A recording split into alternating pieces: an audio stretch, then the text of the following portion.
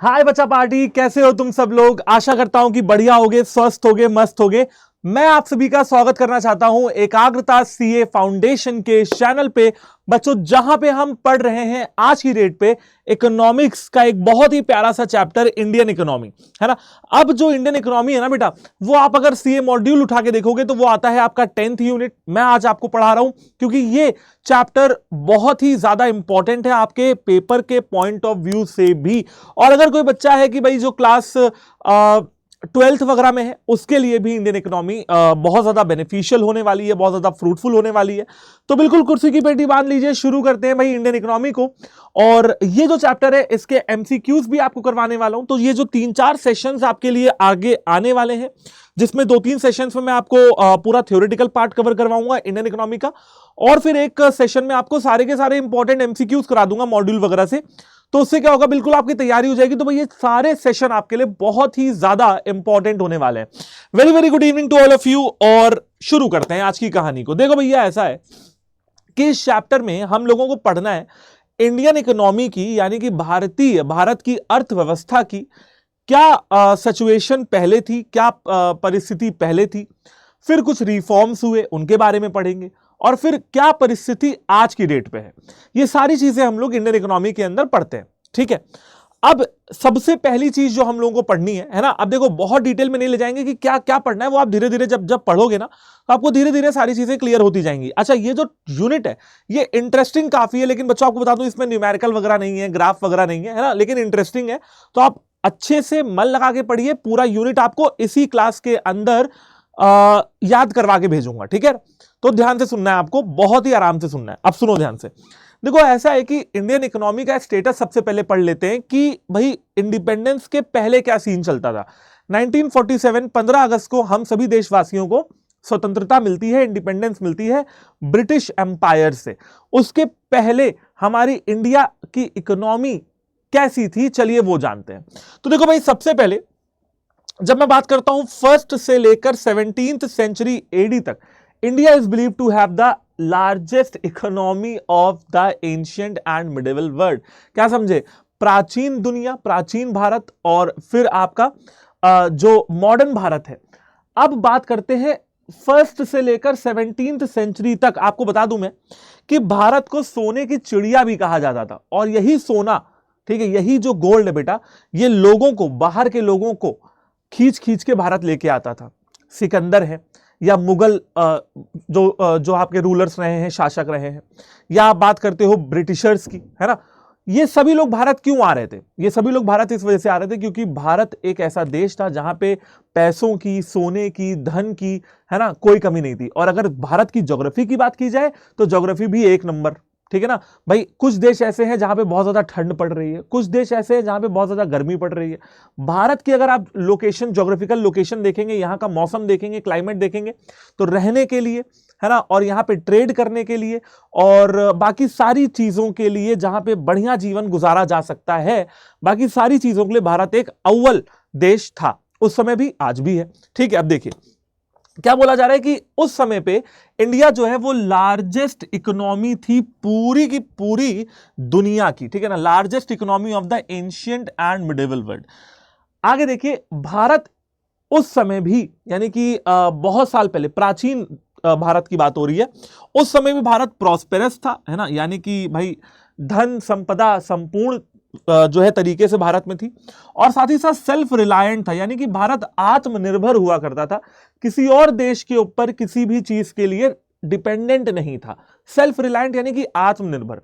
और ऐसा भी माना जाता है कि बच्चों भारत के पास दुनिया की 1/3 और 1/4 टोटल वेल्थ थी, यानी कि अगर टोटल वेल्थ 100% है, अगर टोटल वेल्थ दुनिया की 100% है, तो 25% तो अकेले भारत के पास ही हुआ करता था। 1/4, आप समझ रहे हो, 1/3 या 1/4, भाई 1/3 क्या हो गया, 33.33%। तो ये बहुत ही ज्यादा है बेटा, कि पूरी दुनिया की 25 से लेकर 33.33% तक वेल्थ सिर्फ और सिर्फ भारत में ही उस समय पे हुआ करती थी। अगर मैं भारत की इकोनॉमी की बात करूं तो बेटा भारत की इकोनॉमी में सेल्फ सफिशिएंट विलेजेस थे, है ना, यानी कि भाई ऐसे गांव, ऐसे विलेजेस जहां पे सेल्फ सफिशिएंट है, उन्हें किसी की जरूरत नहीं है, खुद जो है प्रोडक्शन कर रहे हैं, खुद कंजम्पशन कर रहे हैं, कहीं बाहर जाने की जरूरत नहीं पड़ रही है।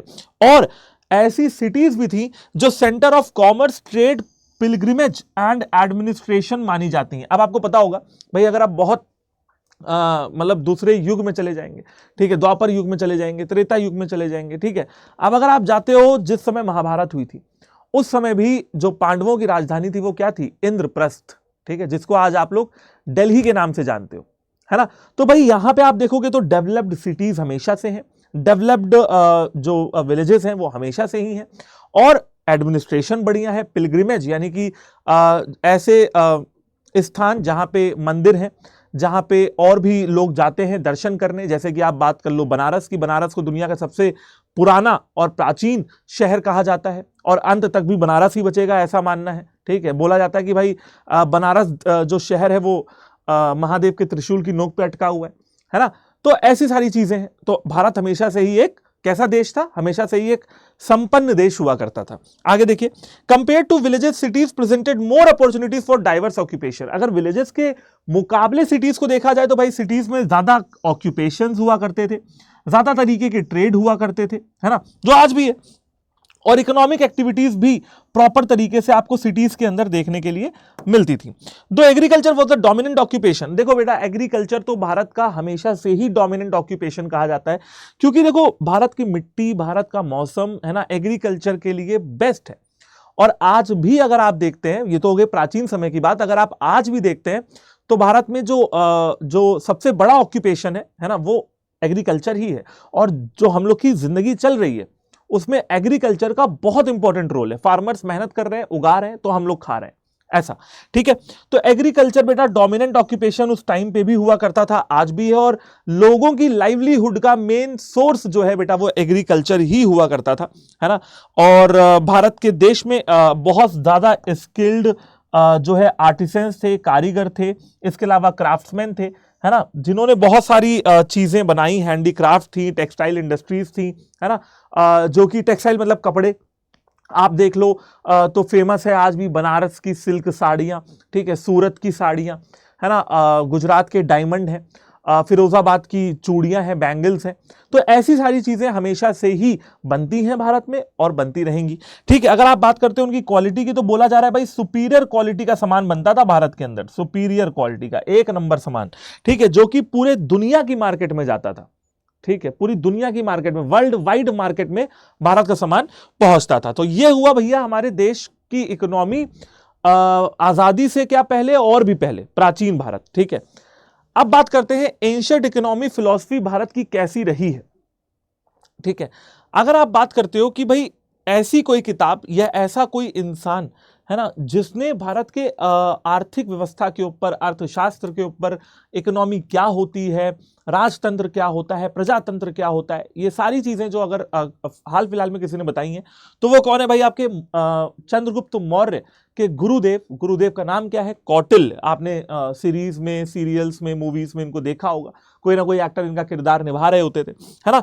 तो ये जो कौटिल्य हैं, जो ये इन्होंने एक किताब लिखी थी अर्थशास्त्र, ठीक है, पहली बार इकोनॉमिक्स की बात जो है इन्होंने की थी अर्थशास्त्र में, और है ना, इनका नाम कौटिल्य भी था। प्रोफेसर थे ये, कहाँ पे प्रोफेसर थे सर? ये थे तक्षशिला यूनिवर्सिटी में प्रोफेसर हुआ करते थे, मौर्यन एम्पायर के संस्थापक रहे हैं और चंद्रगुप्त मौर्य के गुरु रहे हैं, है ना। और इन्होंने ही चंद्रगुप्त मौर्य को फिर पूरा जो ट्रेनिंग दी और, है ना, नंद डायनेस्टी के खिलाफ खड़ा करवाया, और फिर चंद्रगुप्त मौर्य के को राज गद्दी पे बैठाया, फिर बिंबिसार, फिर अशोक राजा, फिर ऐसे सारी चीजें चलती गई, ठीक है ना।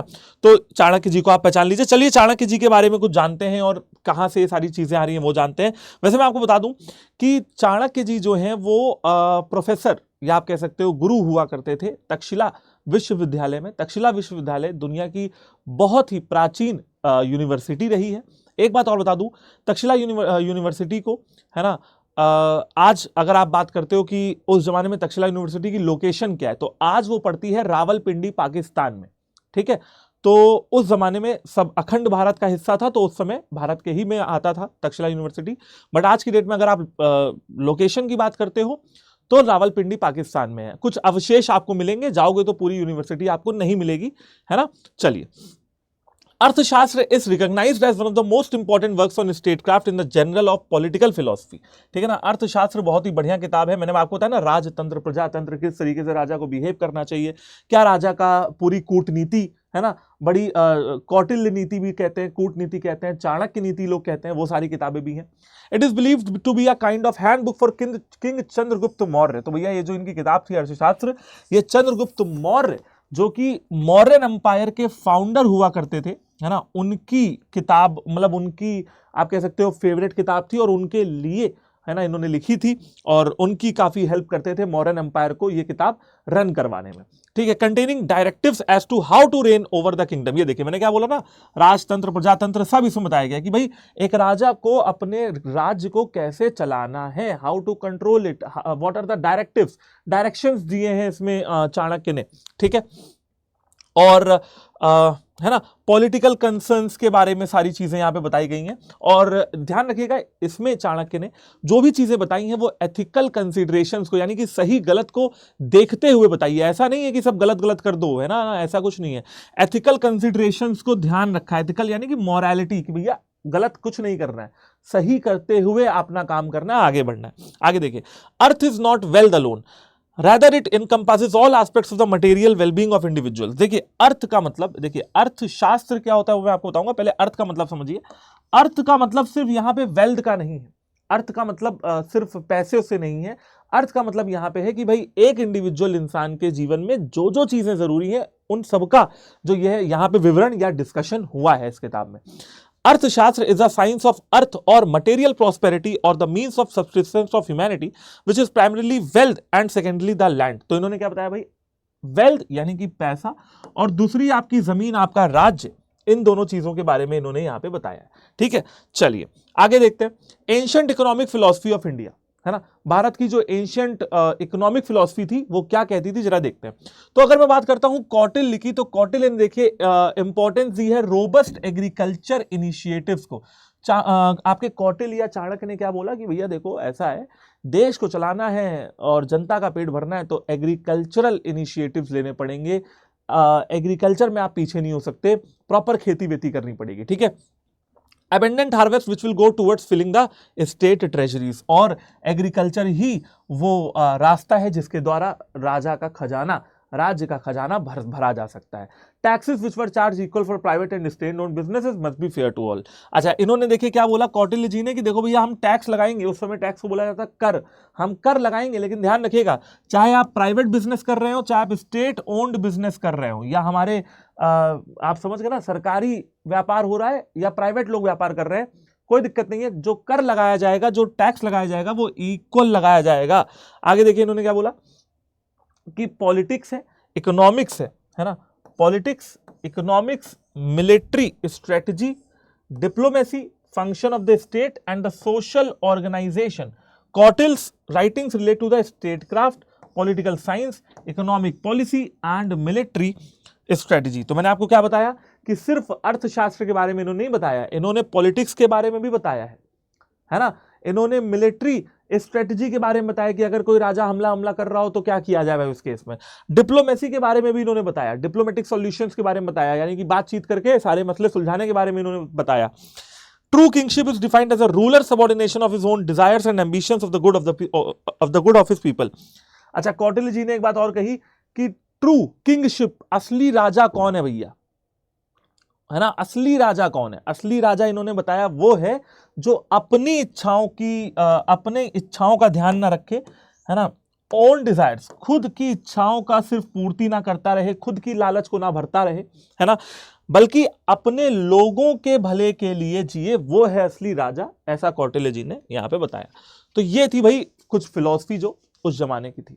आगे देखिए, the advent of the Europeans and British mark the shift in the economic history of India. लेकिन फिर भाई बहुत समय बीता, है ना, बहुत सारे एम्पायर्स आए, है ना, एम्परर्स आए, फिर एक समय आया मुगल एम्परर्स, मुगल आए, ठीक है, बाबर आए, उसके बाद उनके बेटे हुमायूं ने राज किया, फिर उनके बेटे अकबर ने राज किया, फिर उनके बेटे जहांगीर ने राज किया, फिर शाहजहां ने राज किया, फिर औरंगजेब ने राज किया, फिर औरंगजेब के बाद भी कुछ लोग राज करते रहे। करते करते करते करते भैया आ गया ब्रिटिश एम्पायर, ठीक है। और सबसे पहले जो रूल रहा वो रहा ईस्ट इंडिया कंपनी का। देखिए साल लिखा हुआ 1857 से लेकर 1858 तक। और फिर ईस्ट इंडिया कंपनी के बाद आ गई पूरी की पूरी ब्रिटिश गवर्नमेंट इन इंडिया 1858 से लेकर 1947 तक। अगर आप मोटा मोटा जोड़ेंगे तो पूरे के पूरे 200 साल तक जो है ना, वो राज किया हुआ है इन लोगों ने। बाकी ये एक मुगल शासक हैं और ये ब्रिटिशर्स आए हैं। और ये क्या करने आए आपको बता दूं, ये आए हैं ट्रेड करने। पहले पहले ब्रिटिशर्स जो आए थे वो ईस्ट इंडिया कंपनी के तौर पे आए थे कि भैया आएंगे तो कुछ व्यापार करेंगे भारत से। ये वो लूटने जो है खसोटने और भारत में राज करने नहीं आए थे। लेकिन देखा उन्होंने धीरे धीरे, है ना। अब चाणक्य ने क्या बोला कि देखो भैया ऐसा है कि किसी भी युद्ध को जीतने के लिए 4 चीजों की बहुत जरूरत पड़ेगी। साम दाम दंड भेद, ठीक है। साम यानी कि बातचीत कर लो और दूसरे को जो है विजय कर लो। दाम यानी कि पैसा दे दो। दंड यानी कि सजा दे दो अगर तुम पावर में हो तो। और भेद यानी कि डिवाइड एंड रूल। तो ब्रिटिशर समझ गए थे कि देखो भैया बातचीत करके इन लोगों से काम होगे नहीं, क्योंकि एक राजा तो है नहीं, अलग अलग प्रांत, अलग अलग कस्बे, भारत में अलग अलग राजा हैं, अलग अलग महाराज हैं, अलग अलग शासक हैं, है ना। साम करके यानी कि बातचीत करके तो बात होने नहीं वाली। फिर दाम, पैसा हम इनको दे नहीं पाएंगे, ये पहले से ही बहुत अमीर है, पहले से ही सोने की चिड़िया है। फिर आता है दंड, पावर में हम है नहीं तो दंड देके हम काम निकलवा नहीं सकते। तो आखिरी बचता है भेद यानी कि डिवाइड एंड रूल, कि भैया भारतीयों में फूट डालो, डिवाइड करो इनको और फिर इनके ऊपर राज करो। खैर, तो 200 साल तक इन लोगों ने भैया राजवाज किया। तो अब चलिए जानते हैं कि भाई ब्रिटिश एम्पायर में इंडिया का क्या इकोनॉमी की कंडीशन रही है, क्या अर्थव्यवस्था हमारी जो है आकार ले रही थी उस समय पे। The manufacturing capabilities of Britain increased manifold, and consequently there arose the need to augment raw material supply as well as the need for finding markets for finished good। अब देखिए हुआ क्या कि ब्रिटिश एम्पायर तो भाई सर्वगुण संपन्न है ना। सर्वगुण संपन्न मतलब पैसा तो उनके पास है ही, सब गुणों में से एक गुण तो वही है कि भाई पैसा है। और दूसरी चीज है कि इंडस्ट्रियल एक्टिविटीज को उन्होंने बहुत ज्यादा बढ़ा दिया था, मैन्युफैक्चरिंग एक्टिविटीज को उन्होंने बहुत ज्यादा बढ़ा दिया था। अब ब्रिटिशर्स को जरूरत पता है किस चीज की पड़ रही थी, उनको जरूरत पड़ रही थी बेटा रॉ मटेरियल की, है ना। और भारत से अच्छा रॉ मटेरियल सप्लाई करने वाला देश कहां था, आप समझ रहे हो। भारत देश में हर एक चीज उपलब्ध है, तो भारत से अच्छा कहां रॉ मटेरियल सप्लाई करने वाला देश था। अच्छा, भारत से अच्छा मार्केट भी नहीं था, क्योंकि भारत में पैसा भी था, तो मार्केट भी है फिनिश गुड्स के लिए और रॉ मटेरियल भी है। तो ब्रिटिशर्स कर क्या रहे हैं, देखिए ब्रिटिशर्स क्या कर रहे हैं, दिमाग देखिए आप ब्रिटिशर्स का। वो भारत से रॉ मटेरियल ले रहे हैं, सामान बना रहे हैं। अच्छा, जब भारत से रॉ मटेरियल ले रहे हैं तो बहुत कम रेट पे ले रहे हैं, सामान बना रहे हैं बाहर, फिर लाके भारत में ही बेच दे रहे हैं ज्यादा रेट पे। ये था, है ना, अकलमंदी का काम जो ब्रिटिशर्स ने किया। धीरे धीरे धीरे धीरे यहाँ के खजाने खाली होते गए। तो this led to a virtual reversal of the nature of India foreign trade. अब इंडिया का जो फॉरेन ट्रेड था वो कैसा हुआ करता था, इंडिया का जो फॉरेन ट्रेड था वो ऐसा हुआ करता था कि देखो भैया रॉ मटेरियल जो है, जो आपका जो सामान है वो बाहर भेजो। यहां उल्टा हो रहा है, यहां पे रिवर्स हो गया। क्या रिवर्स हो गया कि भैया देखो ऐसा है, रॉ मटेरियल बाहर जा रहा है और फिनिश गुड्स अंदर आ रहे हैं, तो दो तरफा नुकसान भारत को झेलना पड़ रहा है।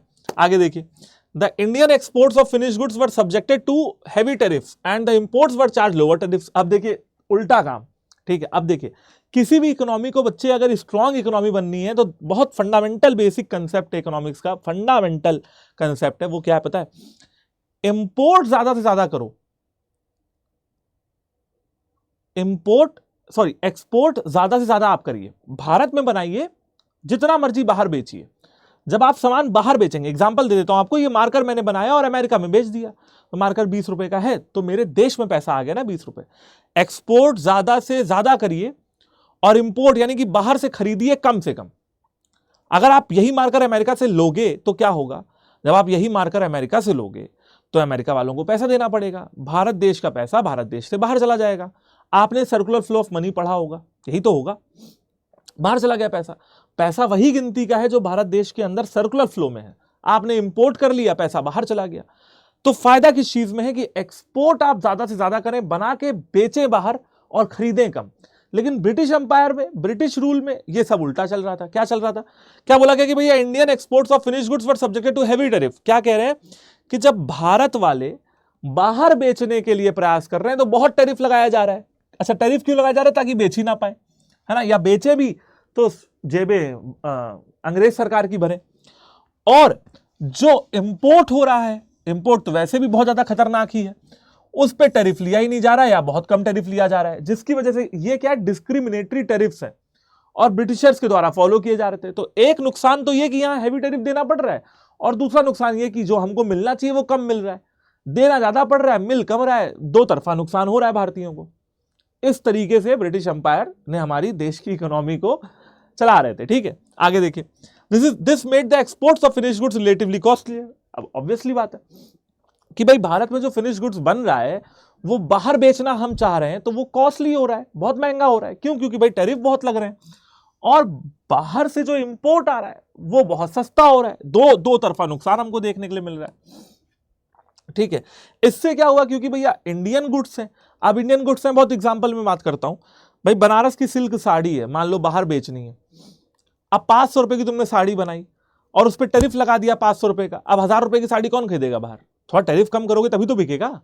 तो टैरिफ बहुत लग रहा है, अब तुम वही 500 की साड़ी 1000 में बेच रहे हो, कोई खरीद ही नहीं रहा। इससे क्या हुआ कि जो इंडियन गुड्स थे बेटा, उनकी कॉम्पिटिटिवनेस खत्म हो गई, क्योंकि इतना ज्यादा महंगा कौन ही खरीदेगा, तो लोगों ने खरीदना बंद कर दिया।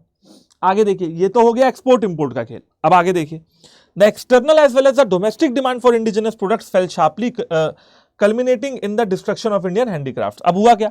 अच्छा, इंडिया में क्या है, यही तो मैंने आपको एग्जांपल दिया ना, बनारस की सिल्क साड़ियाँ, फिरोजाबाद की बैंगल्स, है ना, जो लोकल सामान, जो आर्टिसंस हैं, जो हैंडीक्राफ्ट्स, है ना, इंडियन हैंडीलूम्स के जो आइटम है, हैंडलूम्स के जो आइटम है, तो इनकी डिमांड भैया फॉरेन मार्केट में धीरे धीरे क्या होती गई? कम होती गई। क्यों कम होती गई?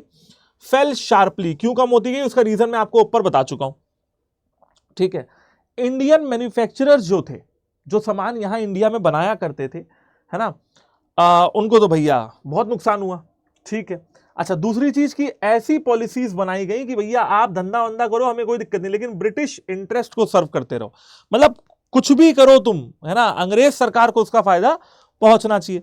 And the competition from machine made goods had adverse consequences. अब हुआ क्या, भारत में जो सामान बन रहा था वो हाथों की कारीगरी थी। जैसे मैं आपको बताता हूं, उत्तर प्रदेश की राजधानी लखनऊ शहर का एक कपड़ा बड़ा फेमस है, चिकन का कपड़ा। चिकन खाने वाले चिकन की बात नहीं कर रहा हूं, पहनने वाले चिकन की बात कर रहा हूं। वो चिकन है, चिकन। तो चिकन का अगर आप कपड़ा देखते हो तो उसमें बहुत महीन सफेद रुई के धागे की कढ़ाई होती है। महीन यानी कि बहुत बारीक कढ़ाई होती है, और बहुत सुंदर कपड़ा उसका चिकन का बनता है। महंगा भी होता है खैर, तो क्योंकि बड़ी मेहनत लगती है, तो वो हाथों से काम होता है। अब वही काम अगर आप मशीन से करने लगेंगे, ऑब्वियसली मशीन उस काम को जल्दी करेगी और आप सस्ते में बेच पाओगे। यही हुआ इंडियन मैन्युफैक्चरर्स के साथ। वो बेचारे मेहनत कर करके हाथ से बना रहे थे, उधर ब्रिटिशर्स ने मशीन लगा दी वही चीज बनाने के लिए। अब क्या हुआ? अब भैया दोहरा नुकसान, जिससे क्या हुआ, और ज्यादा एडवर्स कॉन्सिक्वेंसेस फेस करने पड़ रहे थे इंडिया के मैन्युफैक्चरिंग सेक्टर को। The problem was aggravated by the shift in the patterns of demand by domestic consumer favouring foreign goods. अच्छा, तो देखो अब हुआ क्या, है ना। अब आप एक पिक्चर देखिए, आमिर खान जी की है लगान, समझ रहे हो, लगान। तो लगान पिक्चर में आप देखेंगे तो आमिर खान और उनकी टीम जो है, गांव की जो टीम है, वो किसी ब्रिटिशर से क्रिकेट का खेल खेल रहे हैं, और अपना बेट लगाई है कि दुगना कर माफ कर देंगे और 3-4 साल तक कर नहीं लेंगे, ऐसा। तो वहां पे एक लेडी होती है जो उस ब्रिटिश ऑफिसर की कोई होने वाली वाइफ होती हैं, या वाइफ होती हैं, है ना, मुझे सही से याद नहीं है। तो वो आती हैं आमिर खान को क्रिकेट के रूल्स सिखाने, क्योंकि उनकी टीम को रूल्स आते नहीं थे। तो आती हैं तो अपना प्रॉपर जो उस समय पे जो गाड़ी वाड़ी होती थी, घोड़ा गाड़ी, हाथ गाड़ी जो होती थी, उसमें बैठ के आती हैं। तो वो लोग कहते हैं मेम साहब। अब वो जो भी इंग्लिश में बोलती थी तो वो इन लोगों को समझ में नहीं आता था। आप उधर देखेंगे कि 2-4 लोग हैं जो बड़े इन्फ्लुएंस्ड हैं मेम साहब से। ठीक है, मेम साहब कैसे कपड़े पहन रही हैं, मेम साहब कैसे बोल रही हैं, बड़े इन्फ्लुएंस्ड हैं। तो हम इंडियंस क्या हो गए, बड़े इन्फ्लुएंस्ड हो गए वेस्टर्न कल्चर से। ठीक है, ऐसा लिखा हुआ है, देखिए क्या लिखा हुआ है कि भाई फॉरेन गुड्स को लेके, फॉरेनर्स के कपड़ों को लेके, वहां के पहनावे को लेके हम बड़े इंप्रेस्ड हो गए। और उस समय पे, है ना, तो फॉरेन गुड्स को फेवर करने लगे, और इंडियन गुड्स को आप लोग क्या करने, मतलब हम लोग क्या करने लगे, है ना, थोड़ा थोड़ा, अरे छोड़ो यार, इंडियन गुड्स है ना, ये तो है ही है, आओ वेस्टर्न कल्चर के फॉरेन। तो जो लोग अमीर भी हुआ करते थे वो, है ना, फॉरेन गुड्स की तरफ आकर्षित होने लगे। आप देखेंगे तो गांधी जी का आंदोलन भी है, ठीक है, जहां पे गांधी जी ने कहा कि भाई जो भी आपके पास फॉरेन गुड्स हैं वो अपने घर के बाहर आके जला दीजिए। ठीक है ना, स्वदेशी आंदोलन बोला गया। तो स्वदेश के जो अपने देश के कपड़े हैं, जो देसी कपड़े हैं वो पहनिए। और आप उसका एग्जाम्पल गांधी जी के पहनावे में भी देखते हो, धोती, एक अंगोछा और एक लकड़ी की आप कह सकते हो कि डंडी है, डंडा है, उसको लेके चल रहे हैं, पूरा जिंदगी उसी में काट दी है, धोती पहन पहन के, सूती की धोती। और चरखा चलाते हुए एग्जाम्पल भी दे रहे हैं कि भैया, समझ रहे हो, चरखा चला रहे हैं, क्यों चला रहे हैं गांधी जी, एग्जाम्पल भी दे रहे हैं कि भैया मैन्युफैक्चरर्स इंडिया के जगो और इंडिया के सामान वामान को खरीदो। आज भी आप देखोगे तो गवर्नमेंट इनिशिएटिव ले रही है, मेक इन इंडिया, आओ भाई भारत में बनाओ, भारत के लोगों को नौकरी दो, भारत में सामान बेचो, भारत का पैसा भारत में रहे, है ना, भारत के रिसोर्सेज को यूज करो, हम तुम्हें छूट देंगे, सरकार ये तो कह रही मेक इन इंडिया में। तो ये सारी चीजें हैं। लेकिन हम उस समय की अगर बात करें तो हम भारतीय बड़े इंप्रेस हो गए, वारे भैया, ठीक है, वेस्टर्न कल्चर से, वेस्टर्न कल्चर, वहां के तौर तरीकों से बड़े इंप्रेस्ड हो गए हम लोग। और भारतीय सामानों को हमने खरीदना कम कर दिया और फॉरेन गुड्स जो आ रहे थे उनको इंपोर्ट करना और शुरू कर दिया। आगे देखिए, तो ये सब क्या हो रहा था, ये मैं आपको क्या बता रहा हूं कि कैसे ब्रिटिश एम्पायर ने धीरे धीरे धीरे धीरे धीरे धीरे एक दीमक की तरह हमारी इकोनॉमी को, आप समझ रहे हो ना, खाली ही कर दिया लगभग लगभग। और इसके कई सारे इन्होंने पैंतरे अपनाए, कुछ पैंतरे ये भी हैं। Large scale unemployment and absence of, अच्छा पढ़ाई लिखाई में भी ये सब किया गया। अगर आप थोड़ा और हायर एजुकेशन सिस्टम को पढ़ते हो, उस जमाने के हायर एजुकेशन सिस्टम में, तो बहुत सारी ऐसी कमिटीज बनी हैं जहां पे क्लियरली ये मेंशन्ड है कि इंग्लिश ही पढ़ाई जाएगी भारत के स्कूलों में, अंग्रेजी पढ़िए आप, ठीक है ना। तो बहुत सारी ऐसी आपको चीज़ें देखने के लिए मिलेंगी। यूनिवर्सिटीज़ भी बनी, यूनिवर्सिटी ऑफ मुंबई है, कलकत्ता है, मद्रास है, ऐसी यूनिवर्सिटीज़ भी ब्रिटिश एम्पायर में बनी है ना। बैंक्स वगैरह भी सामने आए हैं, बट इंग्लिश पढ़ो, है ना, और ये सारी चीज़ें पढ़ो, तो आप देखोगे कि उसका इम्पैक्ट भी, है ना, है। तो large scale unemployment and absence of alternative source of employment which force many people to depend on agriculture for livelihood. तो देखो भैया, धीरे धीरे होता क्या, आप जानते गए, है ना, ब्रिटिशर्स लूट लूट के ले जाते थे और धीरे धीरे भाई भारत में पैसा कम होने लगा, भारत सोने की चिड़िया तो अब रह नहीं गया था। तो अनएम्प्लॉयमेंट बढ़ती गई, धीरे धीरे धीरे धीरे लोग क्या करने लगे भाई, लाइवलीहुड के लिए या जीवन यापन करने के लिए एग्रीकल्चर के ऊपर, खेती के ऊपर डिपेंड रहने लगे, है ना। और लैंड पे भी बहुत जो प्रेशर है वो पड़ने लगा, ठीक है। लैंड होल्डिंग्स को फ्रैगमेंट कर दिया गया और reduce agriculture productivity and poverty, भाई पॉवर्टी बढ़ती गई, गरीबी बढ़ती गई। सिंपल सी बात आपको बताता हूं कि अगर आप देखेंगे तो जो गांधी जी का बेटा पहला आंदोलन था, गांधी जी का बिल्कुल पहला आंदोलन, अगर आप पढ़ेंगे कभी या आपने पढ़ा होगा, याद होगा आपको, चंपारण मूवमेंट, चंपारण मूवमेंट बिहार में। तो चंपारण जगह के जो किसान थे वो गांधी जी के पास आए, उन्होंने कहा सर अंग्रेज सरकार हमसे जबरदस्ती नील की खेती करवा रही। नील की खेती में होता क्या था कि जो जमीन की, जो आपकी लैंड की गुणवत्ता है वो धीरे धीरे धीरे धीरे डिक्रीज हो जाया करती थी और जबरदस्ती नील की खेती करवा रहे हैं। और अच्छा चलो नील की खेती करवा भी रहे हो तो उतना फिर हमको रेट दो। अंग्रेज देखिए सर, फार्मर्स ने कहा गांधी जी से, अंग्रेज देखिए हमको रेट भी नहीं दे रहे हैं और ये नील जो है बाहर ले जा रहे हैं, भारत से बाहर ले जा रहे हैं, हमको ना पैसा मिल रहा है, उल्टा हम लोग टैक्स अलग दे रहे हैं और नील की खेती से हमारी जमीन भी खराब हो रही है। सर इतनी सारी तकलीफें हैं। तो अगर आप देखेंगे तो चंपारण मूवमेंट से ही गांधी जी का फिर एक नाम हो गया, फिर माने ब्रिटिशर्स माने वो बात और उन्होंने फिर उसके ऊपर रिफॉर्म्स करे, वहां से उनका नाम हुआ, चंपारण मूवमेंट कहते हैं, आप लोगों ने पढ़ा होगा। The imports of cheap machine goods from Britain and an overshift of taste and fashions of Indian. अब देखिए ब्रिटिशर्स ने मशीनी गुड्स बेचने शुरू कर दिए बहुत ही सस्ते रेट पे, और भाई भारतीयों की भी कुछ गलती रही, है ना। वेस्टर्न कल्चर के फेवर में आ गए, इंपोर्टेड गुड्स पसंद करने लगे, फैशन वहां का अडॉप्ट करने लगे, टेस्ट वहां के अडॉप्ट करने लगे। तो डोमेस्टिक इंडस्ट्रीज की जो सर्वाइवल थी वो तो भाई खतरे में आ ही गई थी। चलिए आगे भी देख लेते हैं। The system of land tenure, especially the zamindari system, created a class of people whose interests were focused on perpetuating the British rule. अब देखो बेटा, जमींदारी सिस्टम आप लोगों ने पढ़ा होगा अपनी इतिहास हिस्ट्री की किताबों में। अगर आप जमींदारी सिस्टम को देखते हैं तो यहाँ पे सिंपल बताया गया कि होता क्या था, जमींदार थे और वो मजदूरों को बहुत ही कम सैलरी पे उनसे मजदूरी करवाते थे, खेत में काम करवाते थे। जमींदारों ने जमीनें हड़प ली थी, है ना।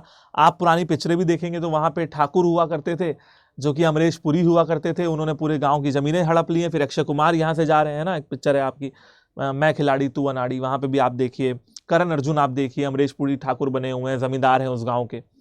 तो फिर उसके बाद तो खैर जमींदारी सिस्टम एबॉलिश हो गया था और मजदूरों को लोन दिए जा रहे हैं, मजदूर लोन भर नहीं रह पा रहे हैं, मौसम अच्छा नहीं है, बारिश अच्छी नहीं हो रही है, एग्रीकल्चरल एक्टिविटीज अच्छी नहीं हो रही हैं, उस पर इंटरेस्ट लिया जा रहा है, इंटरेस्ट पे और इंटरेस्ट लिया जा रहा है, फिर और इंटरेस्ट लिया जा रहा है, उनको मजबूर किया जा रहा है कि वो और लोन लें। डेप्ट ट्रैप में, जैसे चूहे के लिए हम ट्रैप फंसाते हैं, चूहा फंस जाए, ऐसी डेप्ट ट्रैप बनाया गया लेबर्स के लिए, फार्मर्स के लिए, और वो धीरे धीरे उसी ट्रैप में फंस गए। आखिरी में उनके पास ऑप्शन ये बचता था कि अपनी ज़मीनों को सस्ते रेट में ज़मींदार को दे दो और, है ना, फिर कर्जे से मुक्त हो जाओ। तो ज़मींदारों का बढ़िया चल रहा था मामला, ठीक है। और ज़मींदार किसके लिए काम करते थे? ब्रिटिश रूल के लिए काम करते थे, सबका फायदा, है ना भाई, गरीब लोगों का नुकसान, बाकी इन लोग का, अमीर लोगों का फायदा हो रहा था।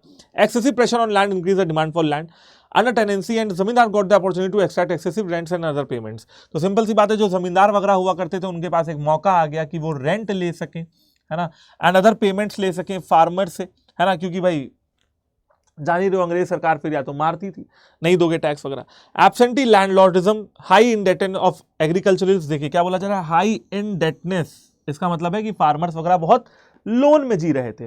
Growth of a class of exploitative money lenders, है ना, जो एक्सप्लॉयटेटिव, शोषण करने वाले जो मनी लेंडर्स थे जमींदार से, उनकी ग्रोथ हो रही थी, वो रातों रात अमीर हो जा रहे थे और गरीब होता जा रहा था।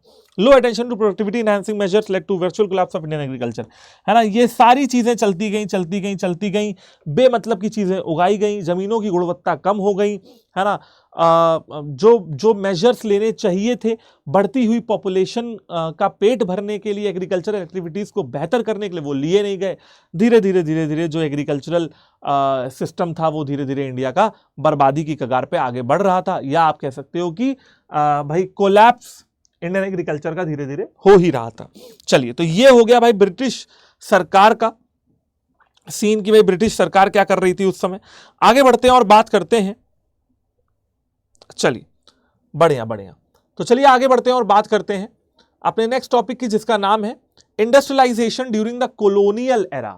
ओहो, अब 1850 के पहले की अगर आप बात करते हैं, ठीक है, अच्छा 1857 में, 1857 में हमारे देश में अंग्रेज सरकार के खिलाफ एक सिपोही म्यूटिनी हुई थी, विद्रोह भी हुआ था, जिसको स्वतंत्रता का पहला विद्रोह कहा जाता है। 1857 में रानी लक्ष्मीबाई, तात्या टोपे, है ना, और जो अंग्रेज सरकार में जो भारतीय लोग जो सेना में भर्ती थे, उनकी तरफ से वो विद्रोह था एक कार्टेज को लेके, जिसमें बताया गया कि वो कार्टेज काऊ और पिग के फैट से बनी हुई है, और जिस कार्टेज को बंदूक में डालने के लिए मुंह से छीलना पड़ता था, तो चाहे हिंदू हो और चाहे मुस्लिम लोग हो, उनको आपत्ति थी, ठीक है, इस कार्टेज के इस्तेमाल से, और उनको बताया नहीं गया, उन्होंने यूज कर लिया।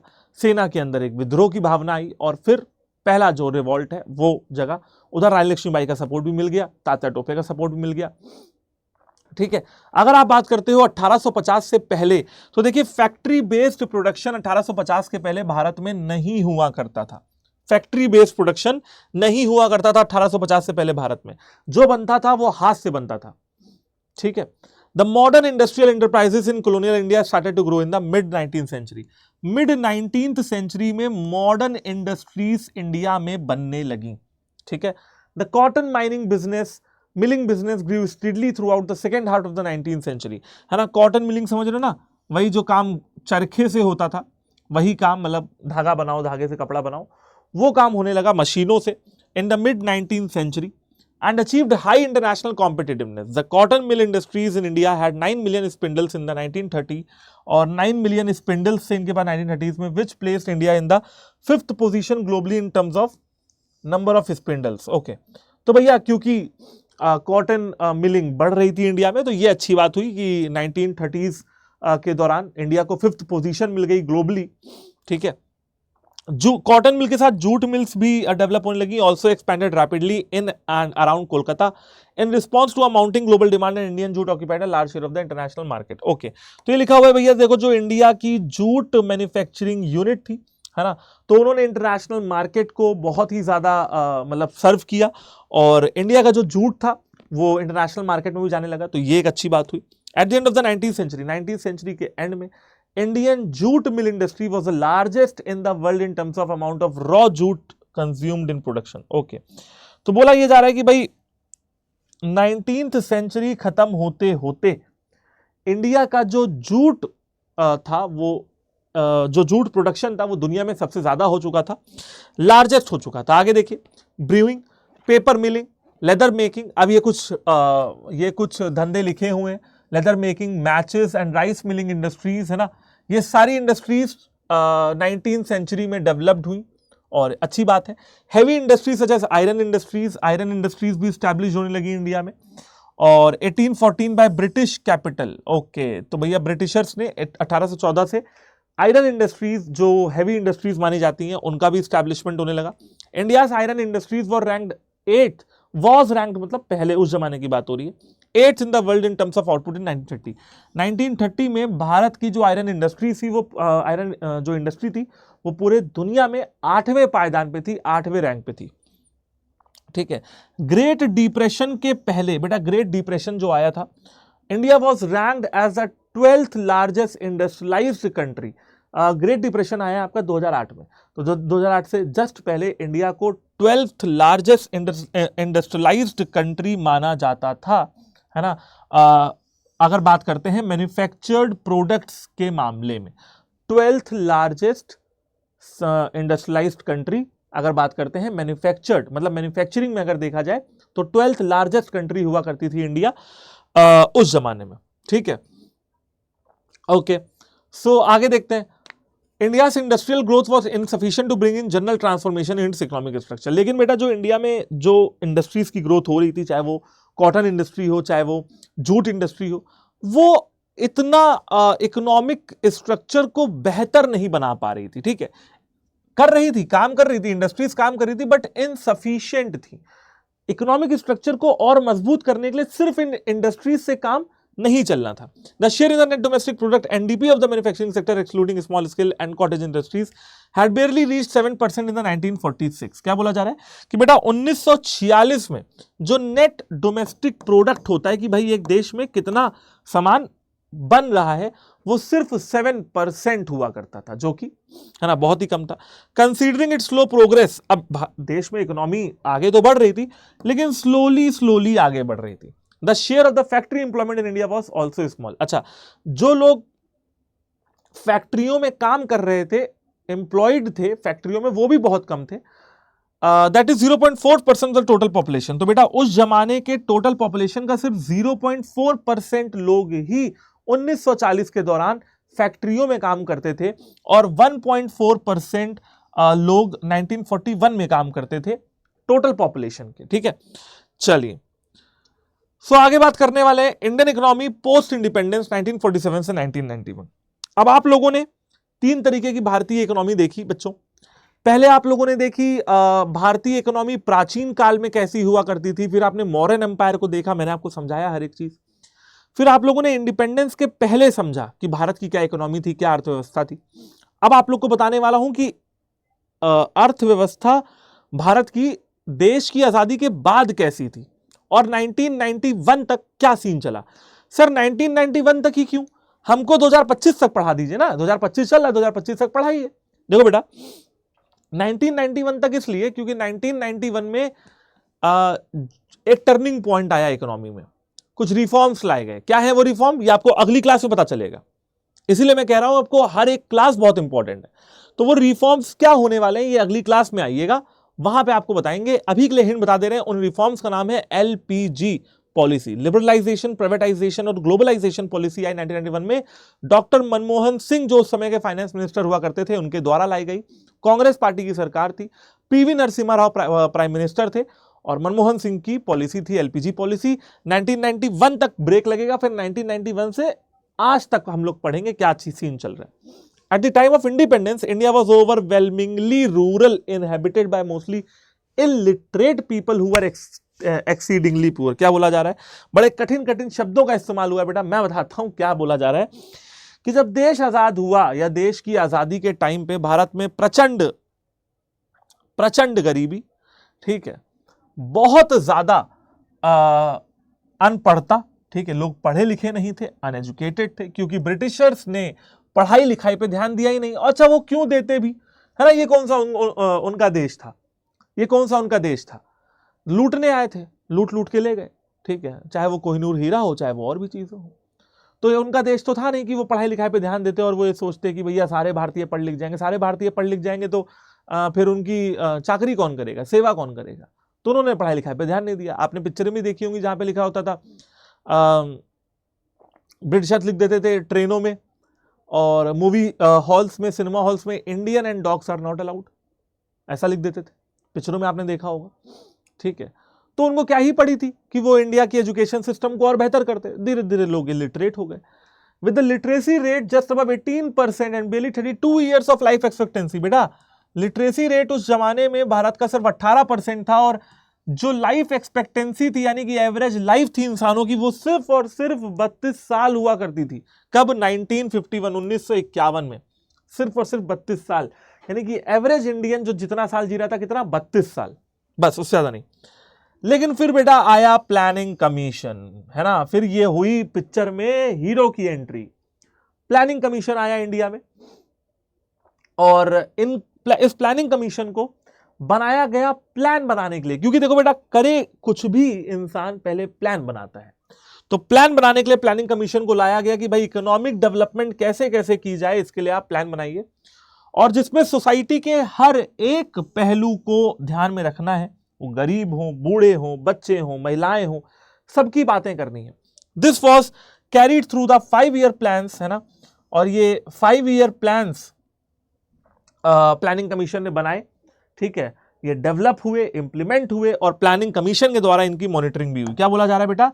इन 5-year प्लान्स को डेवलप किया गया, इन 5-year प्लान्स को इंप्लीमेंट किया गया और इन 5-year प्लान्स को मॉनिटर किया गया प्लानिंग कमीशन के द्वारा। आगे देखते हैं, कुछ और भी चीजें हैं। इंडिया की जो पॉलिटिकल लीडरशिप थी was keen on establishing an economic system in which the central government would have authority to design the economic strategy। क्या बोला जा रहा है कि उस जमाने में जब हमारा भारत देश आजाद हुआ, जवाहरलाल नेहरू जी की सरकार रही, बहुत सालों तक रही, इंदिरा गांधी जी की सरकार रही, है ना, अटल बिहारी वाजपेयी भी कुछ समय के लिए सत्ता में आए।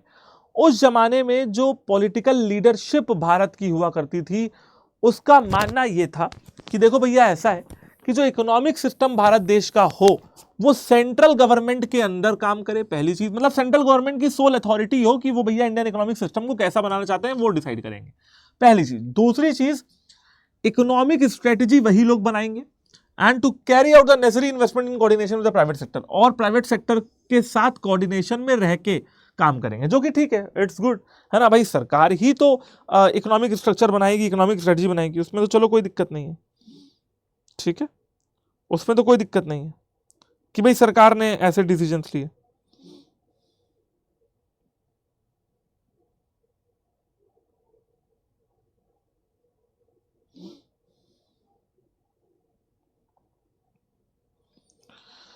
ओके, चलिए जी आगे देखें। आगे देखिए क्या बोला गया। Rapid industrialisation of the economy was the cornerstone of Nehru's development strategy. Nehru ji जो हमारे देश के पहले प्रधानमंत्री रहे हैं, उनकी जो स्ट्रेटेजी थी उसकी बात मैं बेटा आपको बता रहा हूं। उनका यह मानना था कि भारतीय इकोनॉमी में रैपिड इंडस्ट्रियलाइजेशन की बहुत सख्त जरूरत है। इंडस्ट्रियलाइजेशन से ही भारत की इकोनॉमी आगे बढ़ेगी, नेहरू जी का मानना था। द इंडस्ट्रियल पॉलिसी रिजोल्यूशन 1948, अच्छा इसके लिए एक आप लोग नोट कर लीजिएगा बेटा, ये इंपॉर्टेंट है। आईपीआर 1948 लाया गया, है ना, जिसमें पब्लिक सेक्टर के रोल को बढ़ाया गया, प्राइवेट सेक्टर के रोल पे लाइसेंस समझते हो आप, लाइसेंस लेने की भैया देखो आपको कुछ काम करना है, उस काम से रिलेटेड जो लाइसेंस है वो आपको भारत सरकार देगी। तो प्राइवेट सेक्टर को अगर आगे बढ़ना है तो भैया लाइसेंस लेके काम करो, है ना। अच्छा, साथ ही साथ सरकार ने यह भी फैसला किया कि एटॉमिक एनर्जी, है ना, atomic energy, arms and ammunitions यानी कि गोला बारूद, बंदूकें, ये सारी चीजें, और रेलवे, ये हम प्राइवेट सेक्टर के हाथ में नहीं देंगे, इस पे हम रखेंगे स्टेट की मोनोपोली। एटॉमिक एनर्जी आप बहुत अच्छे से जानते हो, एटम बम वगैरह, न्यूक्लियर एनर्जी।